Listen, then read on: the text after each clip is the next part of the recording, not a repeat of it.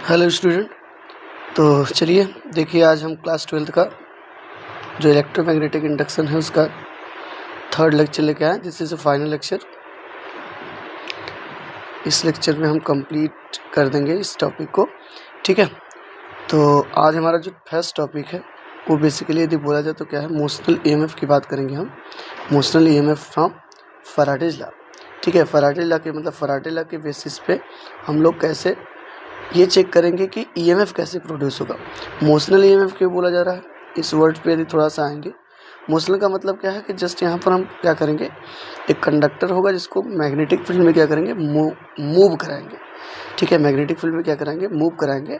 और कुछ इस तरीके से होगा कि सर्किट जो होगा बेसिकली क्लोज होगा, तो वहाँ पर उसकी वजह से जो करंट फ्लो करेगा उसकी भी डिस्कशन कर लेंगे। इसके अलावा जो ईएमएफ प्रोड्यूस होगा उसकी भी बात कर लेंगे, ठीक है। तो देखो, मैं यदि सबसे पहले ये बताना चाहूँ तो देखो, यहाँ पर मैंने एक ऑफ फिगर दिया हुआ है, जस्ट इस फिगर की बात करना चाह रहा हूँ। इसमें क्या है ना, देखो यहाँ पर एक क्या है अपने पास, ये जो दिख रहा है आपको कंडक्टर, ये कंडक्टर है जिस पे स्पेसिफिक मतलब इस कंडक्टर के बारे में हमें क्या करना है, स्टडी करना है। तो बेसिकली ये कंडक्टर, ये पहले वाले कंडक्टर के ऊपर जस्ट क्या कर सकता है, स्लाइड कर सकता है। मतलब एक दूसरे पे कांटेक्ट में होना पहले तो है कि एक दूसरे के कांटेक्ट में है, जैसे यहाँ पर हाँ, लेकिन इसको हम क्या करेंगे, स्लाइड कर सकते हैं। इधर इस डायरेक्शन में, इसको इस डायरेक्शन में क्या कर सकते हैं, स्लाइड कर सकते हैं। ये बात थोड़ा सा समझेंगे, ठीक है ना। स्लाइड करेंगे तो होगा क्या, आप थोड़ा सा ऑब्जर्व करो। ऑब्जर्व करने के पीछे क्या लॉजिक है उसको समझने का प्रयास करो। तो मैं ये कहना चाह रहा हूँ कि जैसे आपके पास ये दिख रहा है, क्रॉस क्रॉस दिखाया गया। कैसे दिखाया गया, क्रॉस क्रॉस, ठीक है। तो क्रॉस मतलब आपको पता है मैग्नेटिक फील्ड इनवर्ड डायरेक्शन में, ऐसा कुछ करके। तो ये पूरा रीजन जो दिख रहा होगा आपको, ये फील आएगा कि ये इस पूरे लूप के अंदर क्या दिखा रहा है, मैग्नेटिक फील्ड, ठीक है। मैग्नेटिक फील्ड लाइन को इंडिकेट कर रहा है। तो बेसिकली यहाँ पर होगा क्या, यदि आप इस चीज़ को ऑब्जर्व करो तो मैं ये कहना चाह रहा हूँ कि जब इस रॉड को इस साइड लेके चलेंगे तो बेसिकली देखो, ये डिस्टेंस बोला गया है यहाँ से यहाँ तक का एक्स है। ये डिस्टेंस क्या बोला गया है, एक्स बोला गया है। तो जब इसको लेके आएंगे तो यहाँ पर बेसिकली क्या होगा, जब डिस्टेंस कम होगा तो ये जो डिस्टेंस कम होता है वो दिख रहा है, मतलब ये मैग्नेटिक फील्ड लाइंस भी क्या होने लगेगी, डिक्रीज होगी। मैग्नेटिक फील्ड लाइंस भी क्या होगी, डिक्रीज होगी। और मैग्नेटिक फील्ड लाइन डिक्रीज हो रही है, दैट मीन्स चेंज हो रहा है। तो आपको पता है चेंज इन क्या भाई, ठीक है ना। यदि बात करें चेंज इन क्या, मैग्नेटिक फ्लक्स प्रोड्यूसेस ईएमएफ, ये तो पढ़ा हमने फैराडे लॉ में। Change in magnetic flux produces EMF को क्या करता है, प्रोड्यूस करता है। और वही हमें ईएमएफ क्या करना है भाई, यहाँ पर फाइंड करना है, ठीक है। क्लियर है बात। तो देखो, पहले हमें क्या करना है, मान लो अभी इस केस में मैं कहूँ कि ये जो पूरा लूप बना है एक्स डिस्टेंस का, और ये पूरा लेंथ यहाँ से यहाँ तक का जो दिखाया गया वो बेसिकली एल है, जो कि यहाँ पर भी बना है। तो यदि मैं यहाँ पर इस पूरे लूप के करस्पॉन्डिंग यदि मैं कहूँ कि फ्लक्स कितना होगा, ठीक है ना। तो यहाँ पर पहले स्टार्टिंग में बात कर रहा हूँ, टोटल फ्लक्स लिंक्ड विथ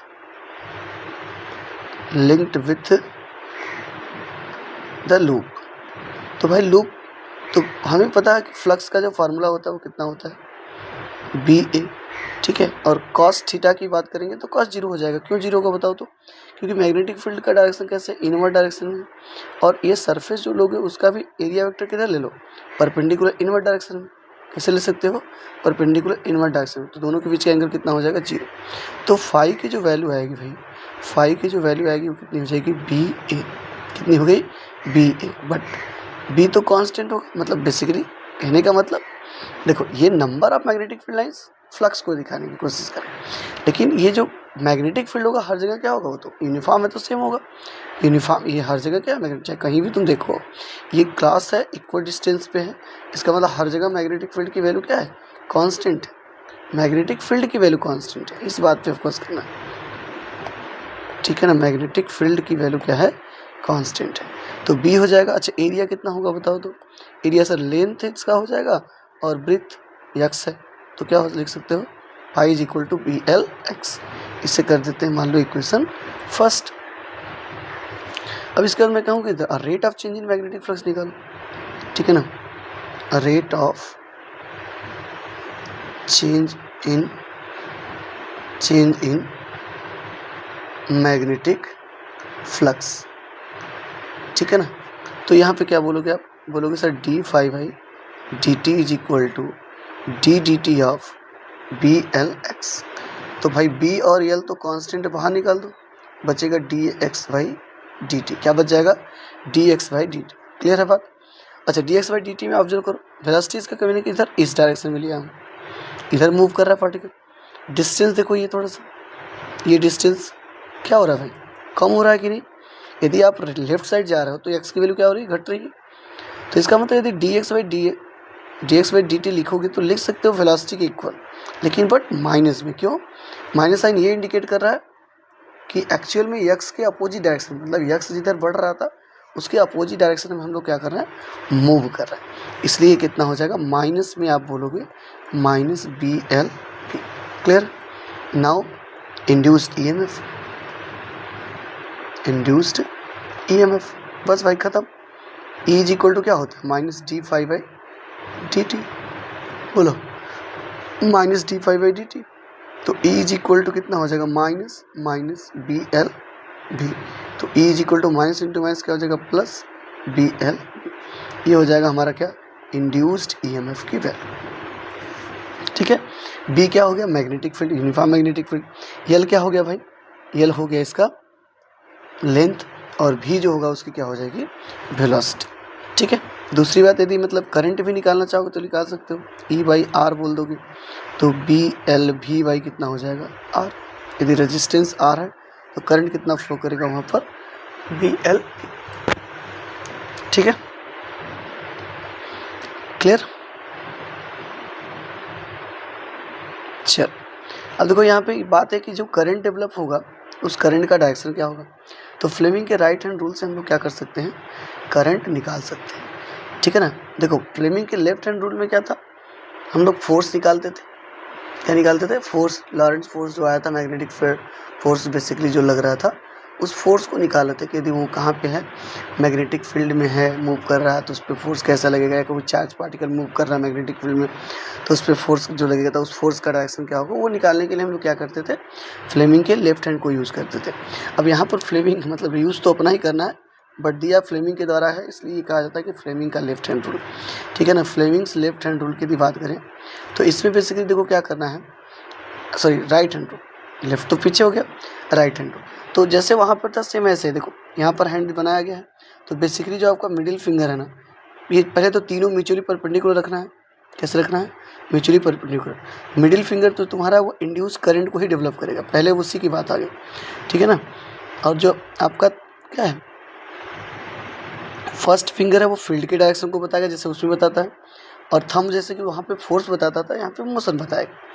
ठीक है। तो तुम्हें थंब को रखना है in the direction of motion of the क्या, कंडक्टर, किस डायरेक्शन में कंडक्टर को मूव करा रहा है वो देखो, और इसके अलावा फील्ड देख लो।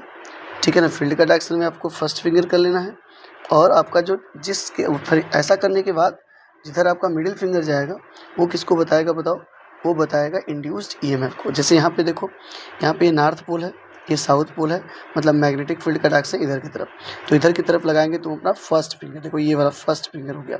ठीक है, क्लियर है बात। दूसरी चीज़ क्या है, देखो ये ऊपर की तरफ लेके जा रहा है, किधर लेके जा रहा है, ऊपर की तरफ। तो थोड़ा इजी रखने के लिए ऐसा लिया गया है। तो थंब तुम ऐसे रखोगे तो सीधे थंब तुम्हारा क्या हो जाएगा, ऊपर की तरफ। अब थंब जब तुम्हारा ऊपर की तरफ हो जाएगा तो देखो तुम्हारा मिडिल फिंगर किधर आएगा, नीचे की तरफ। देखो ये तुम्हारा फर्स्ट फिंगर हो गया, फर्स्ट फिंगर। ठीक है। ऊपर की तरफ तुम्हारा जाएगा थंब, जो कि direction of motion of conductor बताएगा। तो तुम्हारा ये जो मिडिल, ये वाला फिंगर है ना, मिडिल फिंगर, वो इस साइड आएगा। ठीक है ना। ये मिडिल फिंगर होगा, और ये मिडिल फिंगर ही तुम्हें क्या बताएगा, बताओ, ये मिडिल फिंगर ही तुम्हें क्या बताएगा। तो आप बोलोगे ये मुझे बता रहा होगा सर, बताओ, इंड्यूस्ड करंट। क्या बताएगा, इंड्यूस्ड करंट। क्लियर है बात। देखो if you stretch thumb and first two finger of our hand in mutually perpendicular, ये बात याद रखना, mutually perpendicular direction, and if the four finger, like four finger मतलब first finger, points in the direction of the magnetic field, thumb in the direction of motion of the conductor, then the central finger like middle finger points in the direction of the current induced in the conductor. ठीक है ना। वो किसको बताएगा, direction of क्या बताएगा, induced current. Clear है बात?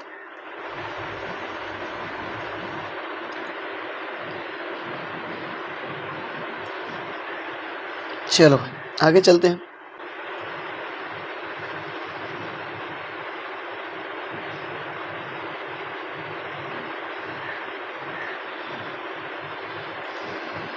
आगे क्या है, motional EMF from Lenz law. Sir heading गलत है भाई, ठीक है ना, ये लेंज ला नहीं रहेगा।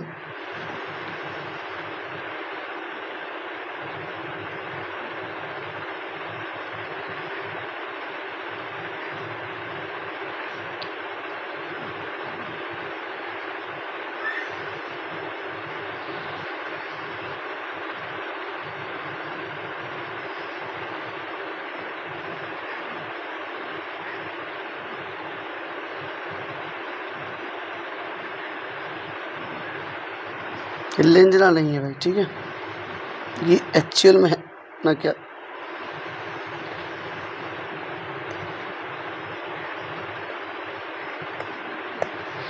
ये रहेगा आपका। देखो हम लोग पढ़ के आए फोर्स के बेसिस पे, तो ये वही मोशनल ईएमएफ निकालना, कुछ बड़ी बात नहीं है। ये लॉरेंट्ज फोर्स वाला जो नहीं पढ़े थे टॉपिक, उससे रिलेटेड।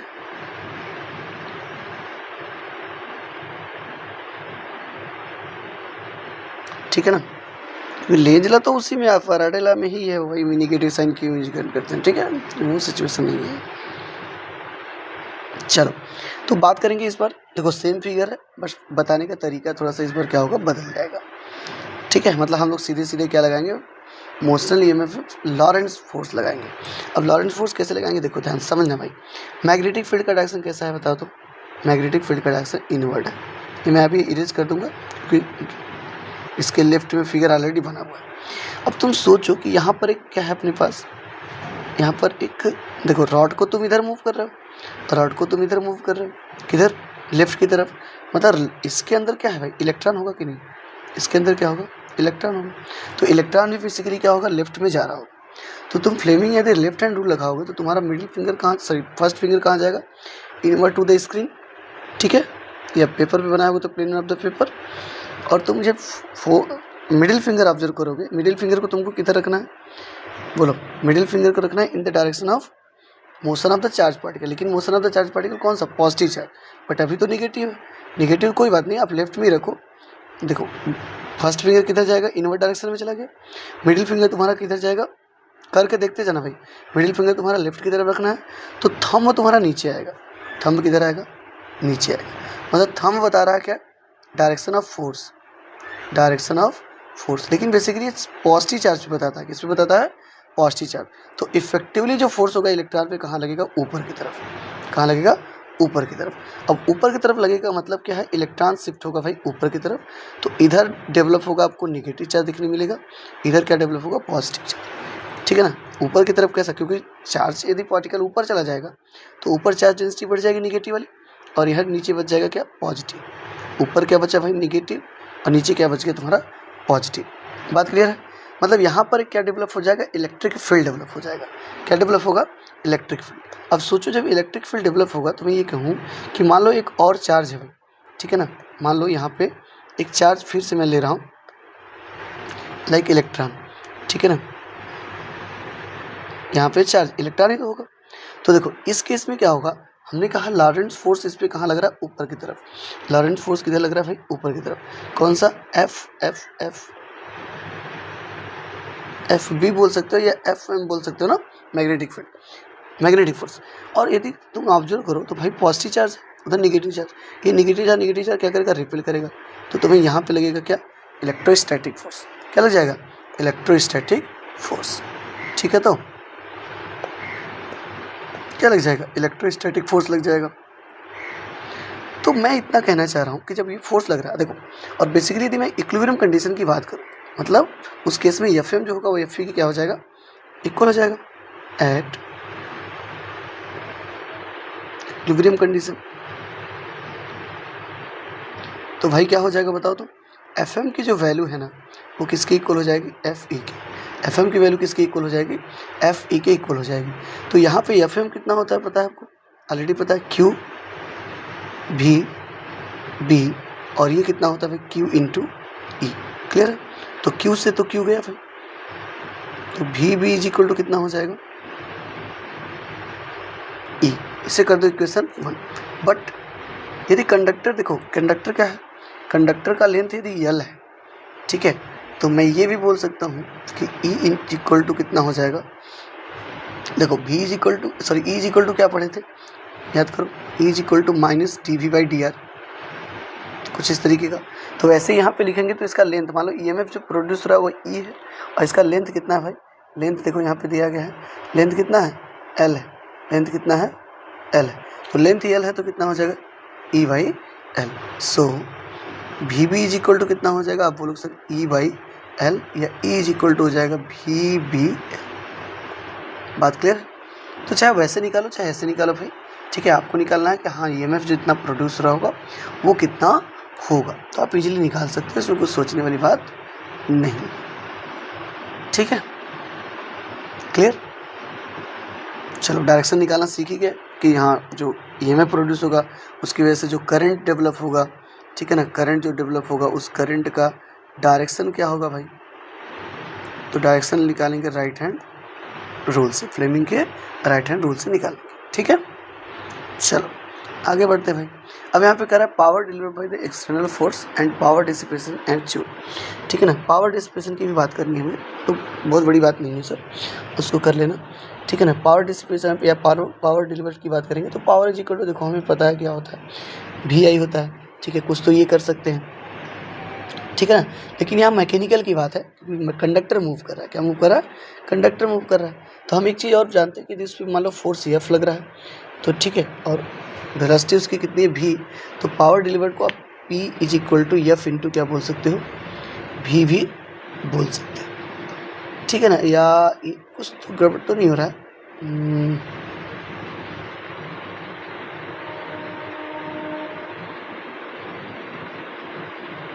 मेरे ख्याल से नहीं, ठीक है यही होता है।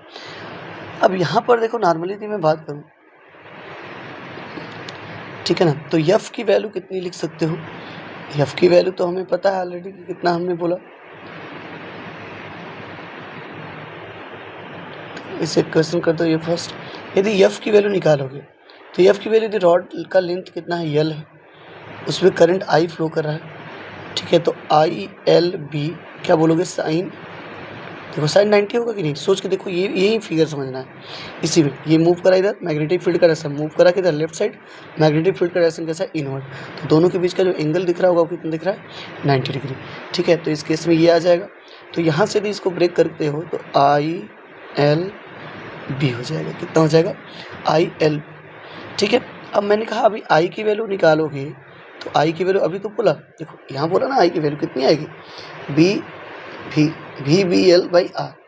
ठीक है, तो यहाँ पे रख दो भी बी एल बाई आर, किसी वैल्यू भाई आई की, इधर एल यहाँ बी, तो यह फिजिकल टू कितना हो जाएगा बताओ, तो भी B square L square by R.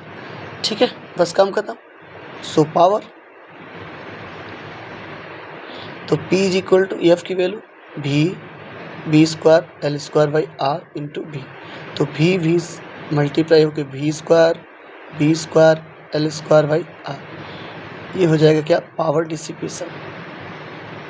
ठीक है, sorry power delivered by the external force. ठीक है, अब डिसिपेशन मतलब खर्च कितना हो रहा है, लॉस कितना हो रहा है, ऐसा बोल सकते हो। ठीक है, तो जूल लॉस निकालना है तो भाई वही H is equal to I square R होता है ना, सॉरी मतलब आई स्क्वायर आर टी, लेकिन हमें तो निकालना है power.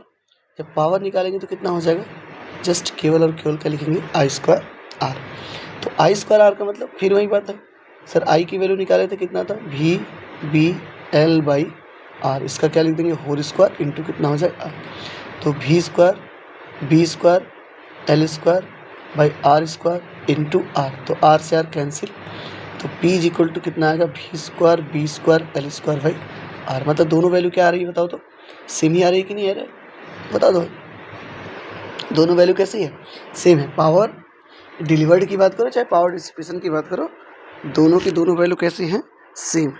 Clear?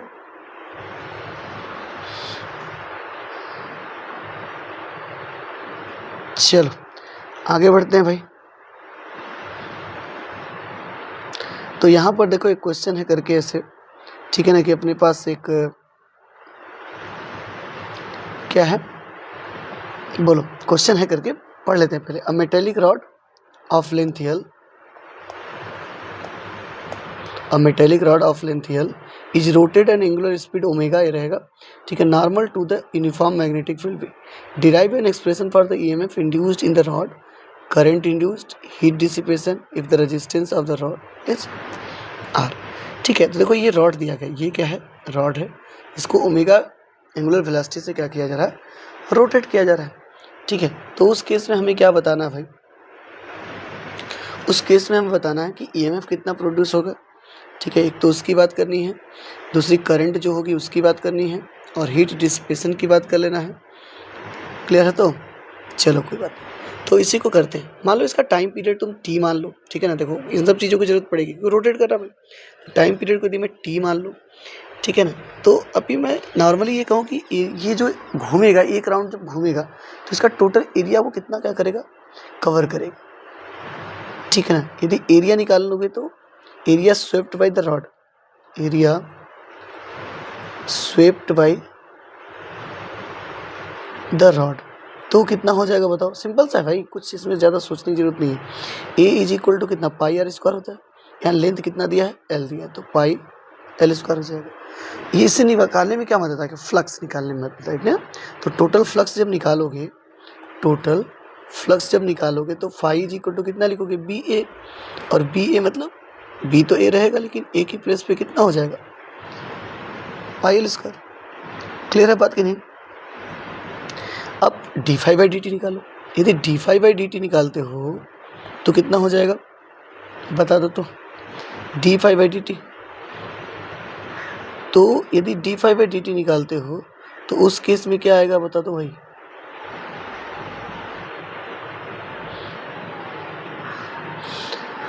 Rate of change in क्या आपके पास है, फ्लक्स। तो करने के लिए कर सकते हैं, लेकिन सब की सब चीज़ें कांस्टेंट दिख रही हैं, तो हम लोग और कुछ निकाल सकते हैं क्या, या सोचो ऐसे कर देते हैं, रुको एक सेकेंड।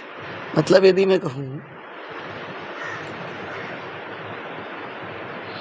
इंड्यूस्ड ईएमएफ, ऐसे ही कर देते हैं, ठीक है ना, इंड्यूस्ड ईएमएफ वही मतलब है, इंड्यूस्ड ईएमएफ निकालोगे तो E is equal to D phi by D T.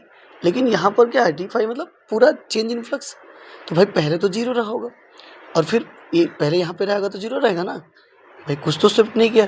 जब पूरा एक राउंड घूम जाएगा, जब एक राउंड पूरा घूम जाएगा तो उस केस में एरिया कवर करेगा, तो पहले जीरो फिर टोटल कितना हो जाएगा, B into pi L square. तो चेंज इन फ्लक्स कितना हुआ, B pi L square minus zero. तो मतलब चेंज इन फ्लक्स यदि देखोगे, चेंज इन फ्लक्स ये ले लो डिवाइड बाई टाइम पीरियड,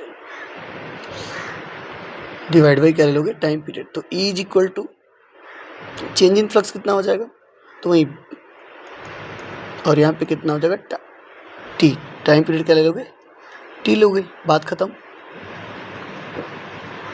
ठीक है, अच्छा दूसरी बात, बट यदि हम टी की वैल्यू लिखना चाहें, टी इज इक्वल टू कितना होता है 1 बाई न्यू, तो 1 by T is equal to कितना हो जाएगा, न्यू हो जाएगा। सो यदि तुम ये बोलो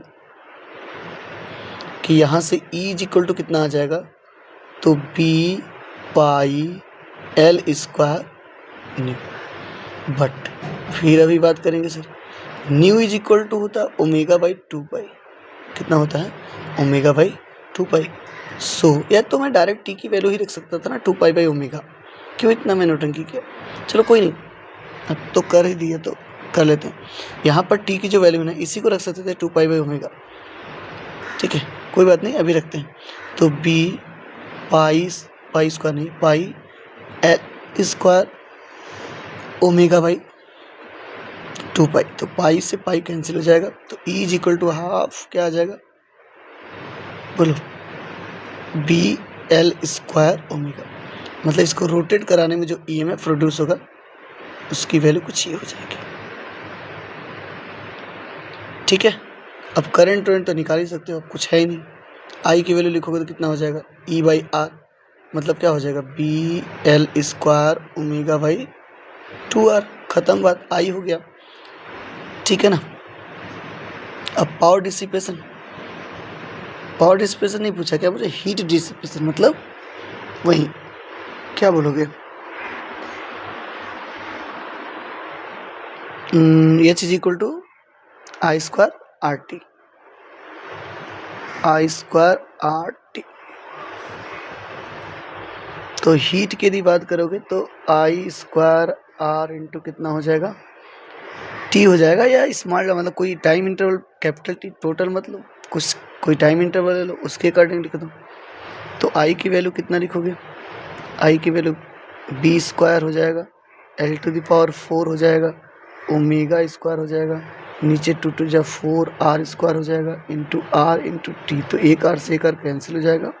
तो एच की वैल्यू कितनी आ जाएगी बताओ, तो 1/4 B square L to the power 4 omega square T by R.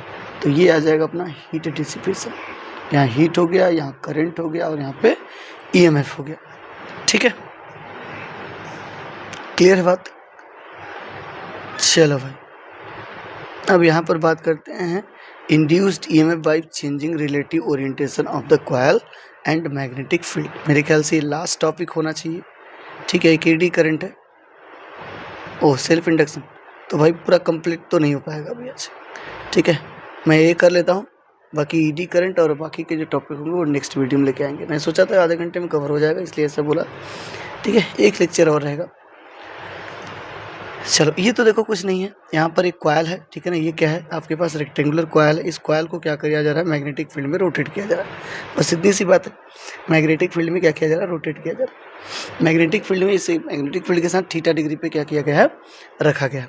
तो यदि आपको क्या करना है, इसको निकालना है कि हाँ कितना ईएमएफ प्रोड्यूस करेगा ये, ठीक है ना। तो पहले वही बात है कि पहले तो भाई बात करेंगे फ्लक्स की, तो यहाँ पे लिखेंगे flux linked with the coil, flux linked with the coil. तो यहाँ पर फाई इज इक्वल टू कितना बोलोगे बताओ, बी ए कॉस थीटा, यही तो बोलोगे, ठीक है ना। थीटा क्या होगा, बी और ए के बीच का एंगल, ठीक है। तो बी और ए के बीच का एंगल मैंने बना, जस्ट मान लिया कितना थीटा, जैसे यहाँ बी देखो इस साइड है, इसका एरिया वेक्टर इधर आ गया एन, तो इन दोनों के बीच का कितना बनाएगा एंगल, थीटा। अब इसे मैं कह रहा हूँ कि इसे जो रोटेट कर रहे हो, इसका जो रोटेशन है मतलब एंगुलर वेलोसिटी थीटा ओमेगा है, एंगुलर वेलोसिटी ओमेगा है, तो थीटा इज इक्वल टू लिख सकते हो omega T. So phi is equal to कितना हो जाएगा बोलो, सिंपल सा है भाई, B A cos omega T, क्या हो जाएगा, कॉस ओमेगा टी। अब चेंज इन फ्लक्स निकाल लो, खत्म भाई, कुछ नहीं, चेंज इन फ्लक्स निकाल लो। तो जैसे ही चेंज इन फ्लक्स निकालोगे कितना आ जाएगा, D phi by D T is equal to B A cos omega T, लेकिन डी टी, तो बी ए तो कांस्टेंट होगा, तो बचेगा क्या भाई, D D T of cos omega T, ये बात हो जाएगी। तो B A cos omega T को लिखो तो माइनस साइन क्या हो जाएगा, ओमेगा टी इंटू ओमेगा, क्योंकि कॉस का डिफ्रेंसिएशन क्या होता है, माइनस में होता है, minus sine omega T omega हो जाएगा। तो इस केस में आप बोलोगे sir D five by D T कितना हो जाएगा, D five by D T minus B A omega sine omega T, ये बात हो गई। So induced EMF, so induced EMF, तो इंड्यूस्ड ईएमएफ की वैल्यू कितनी हो जाएगी बताओ, तो इंड्यूस्ड ईएमएफ की value E is equal to क्या फार्मूला है, minus D five by D T, तो E is equal to minus minus B A omega sine omega T, ये हो जाएगा। अब माइनस माइनस प्लस हो जाएगा, यहाँ पर हो जाएगा B A omega sine omega T. लेकिन और भी रुको, यहाँ पर बोलेंगे if N be the total number of turns in the coil, अब अच्छा बात समझो भाई, जब कॉइल का नंबर बढ़ा दोगे तो इफेक्ट भी बढ़ जाएगा, क्योंकि एक वाले की वजह से इतना करंट ईएमएफ प्रोड्यूस हो रहा है, तो ऐसे एन होंगे तो एन टाइम्स हो जाएगा। तो इसका मतलब क्या है कि यदि आपसे मैं ये पूछूं कि इस केस में ईएमएफ कितना हो जाएगा, तो बोलेंगे N B A omega, N times हो जाएगा साइन ओमेगा टी। तो इसको इस फॉर्मेट में भी थोड़ा याद रखेंगे क्योंकि जरूरत पड़ेगा। और बोलेंगे हियर जो एन बी ए ओमेगा होगा, एन बी ए ओमेगा, इसे मैं मान लेता हूँ क्या, मतलब क्या, मैक्सिमम क्या होगा, मैक्सिमम आर पीक, ठीक है, या एम्पलीट्यूड, क्या होगा, एम्पलीट्यूड ऑफ द क्या, ईएमएफ। देखो ईएमएफ में अल्टरनेटिंग ईएमएफ भी लिख सकते हैं। क्या लिखेंगे, अल्टरनेटिंग ईएमएफ। क्यों, क्योंकि ये जो क्या पढ़े हो यहाँ पे, जैसे मैं लिख रहा हूँ, देखो इस वाले को लिखो तो समझ में आएगा, E naught sine omega T. तो ये जस्ट एकदम वेव जैसा है, जैसे Y is equal to A sine omega T होता है ना, तो ए उसका क्या बताता है, एम्पलीट्यूड बताता है, ठीक है, और ये पूरे वेव को बताता है ना, E Y is equal to A sine omega T. तो ऐसे यहाँ ई इज इक्वल टू क्या है, E naught sine omega T. तो एक अल्टरनेटिंग सोर्स है जिसमें डायरेक्शन भी चेंज होगा और मैग्नीट्यूड तो चेंज हो रहा है, किसके साथ, टी के साथ। अरे टी चेंज होगा, टी चेंज होगा तो क्या चेंज होगा तुम्हारा, साइन ओमेगा टी चेंज होगा, और साइन ओमेगा टी चेंज होगा तो तुम्हारा ई भी क्या होगा, सो ई आल्सो चेंज।